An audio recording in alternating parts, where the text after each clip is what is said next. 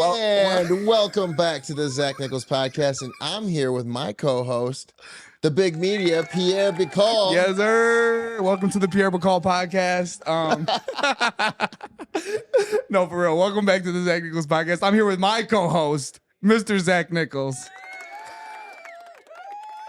We are clowning today. We just did a 5 to 10 minute show without you guys. G didn't press the record button. We got to call you out, G. We call everybody, all of our friends that are on the show. We call them out. We'll be mentioning Olivia this week. We'll be mentioning some other people this week, but I got to call you out, G. Yeah, let's call everyone out. And that was probably some of my best podcasting I've ever done. That was awesome.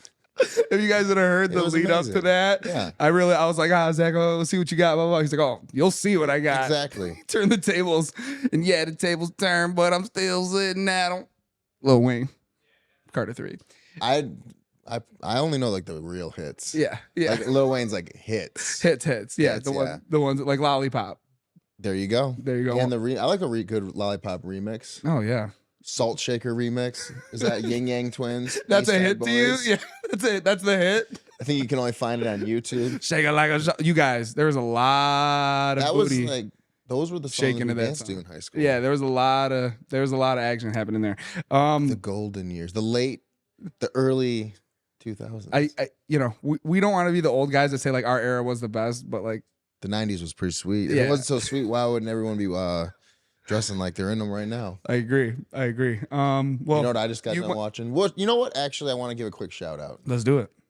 I want to give a shout out to Josh Martinez representing the challenge. That's on right. The reindeer games. Give Josh a round of applause. Give Josh a round of applause.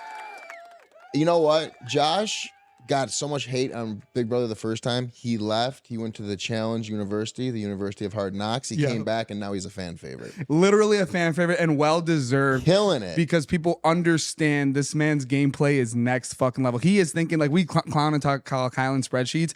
Josh is the mental spreadsheet. He knows what's going on. No, Josh is, it's funny. He wasn't born a challenger, but he's definitely representing the challengers on reindeer games, rooting for him. I also, monster competitor, Xavier. Yes, Wow. monster comp beast. When he took Cam out and they were pouring sweat, like here's the thing, on his season, Xavier was like, oh, I threw this, didn't want to be a comp beast, didn't want to win. So in my head, I'm like, he's going into the very first Santa's Brawl. I'm like, he's got to represent.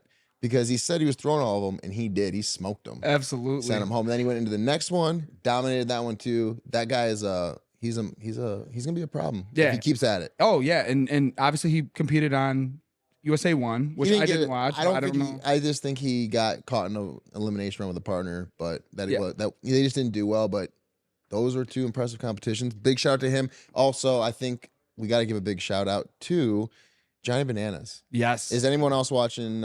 Is it The Villain? House of Villains. House of Villains. And actually, it's crazy you said that. He just dropped a trailer today. Him and the whole cast production for Peacock. Traders with CT. Literally today they. But I think we gotta also listen. I don't think people realize how dangerous challenge competitors are.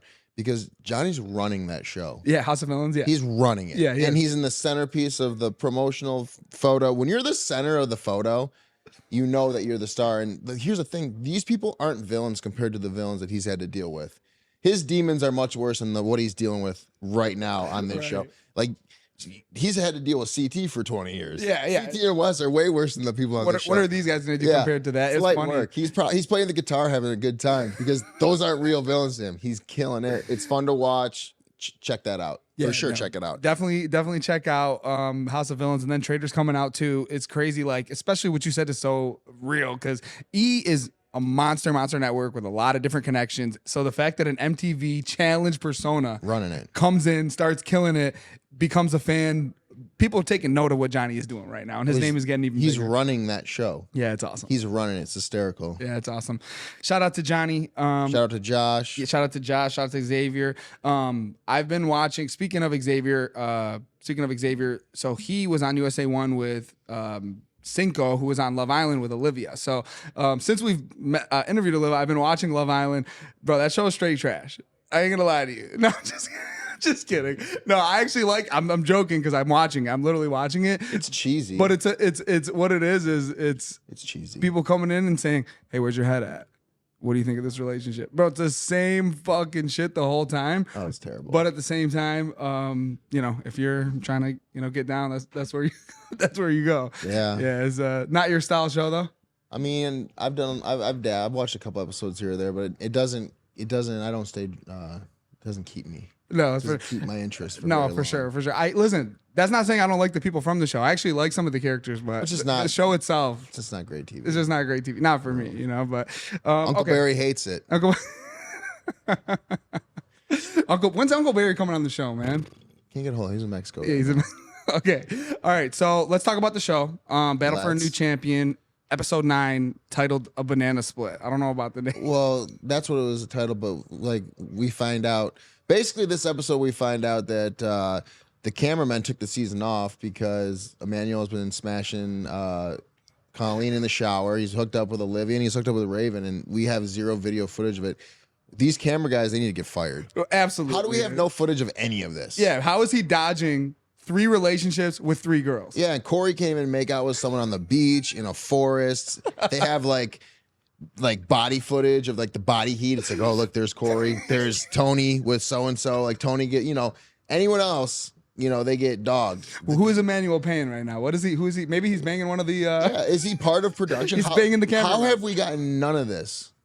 I got 3 girls on the cast have hooked up with him, and he's gotten away scot-free. Poor Fessy. Yeah. Man. Fessy Fessy needs to get a lawyer. Yeah, dude. I don't know what strings he pulled, but he is skating this season, and they're making him. I don't know. They're making him look like he's got a girlfriend back home. I'm sure he's calling her. I'm sure anybody else that goes onto the show with a girlfriend back home and hooks up with 3 different castmates before the halfway point is getting exposed. They're getting corner cam footage shown. This guy's just walking away scot-free. There's no footage of that? That's insane. Yeah, there needs to be a meeting with the camera crew. Do you think somebody from from USA 2 might have told them like, hey, here are the low-key spots in the house? Like, how would he know? I don't care. Yeah. I don't care. There was a girl in tears because he was hooking up with other girls, and we have no footage of any of it. Yeah, well, we'll definitely get into all that, including what Berna said right back to her, which I thought was pretty profound, and she just hit her with some straight facts. But we'll get into all that. Yeah, the soup from Berna. Berna's soup is cooking. The group comes back from Big T and Casey's pole wrestle. Melissa is comforted by Michelle and Mariah. She believes that she has Kylan, James, and Asaf. We'll see about that. Look at Michelle just like mending bridges left and right.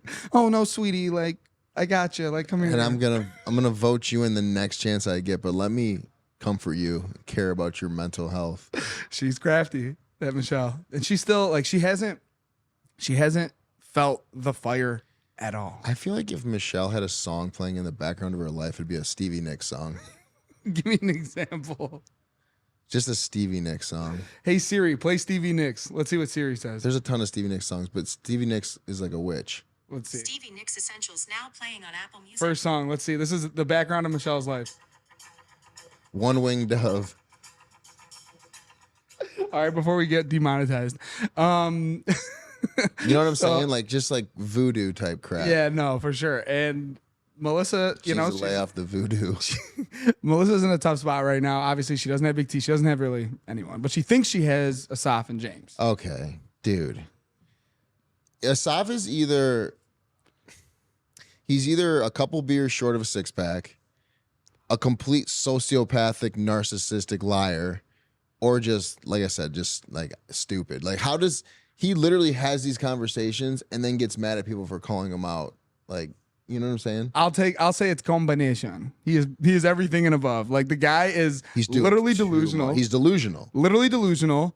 Number 1. Number 2, you're also like a dickhead. Like literally like it might be crafty, it might be good gameplay to think Melissa's with you, but bro, you're putting kids on the line. Like you're literally saying, "Oh, you're kids." You're basically getting Melissa to think you have her back by saying because we're parents, and then the first chance you get, is he a sociopath? I think so. I think the guy is. He has no idea what's going on. And Jay is playing puppeteer the whole time, with no repercussions because no one even knows they're connected.